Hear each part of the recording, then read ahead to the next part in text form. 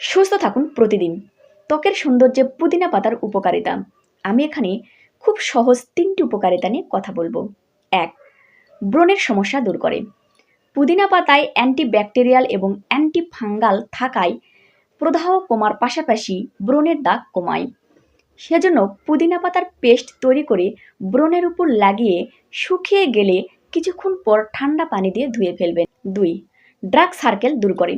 পুদিনা পাতার রস ব্যবহার করে দূর করতে পারেন চোখের নিচের কালো দাগ বা ডার্ক সার্কেল। চোখের নিচের কালো জায়গায় পুদিনা পাতার পেস্ট লাগিয়ে সারা রাত রেখে পরের দিন সকালে ঠান্ডা পানি দিয়ে ধুয়ে ফেলবেন। ৩. ত্বকের উজ্জ্বলতা বাড়ায়। ত্বকের উজ্জ্বলতা বাড়াতে পুদিনা পাতা কাজ করে। এতে অ্যান্টিসেপটিক বৈশিষ্ট্য থাকায় ত্বকের দাগ এবং র্যাশ দূর করে থাকে। সূর্যের আলোর কারণে সৃষ্ট ক্ষতির হাত থেকেও রক্ষা করে থাকে। মাসে একবার পুদিনা পাতার রস ব্যবহার করলে ভালো ফলাফল পাবেন।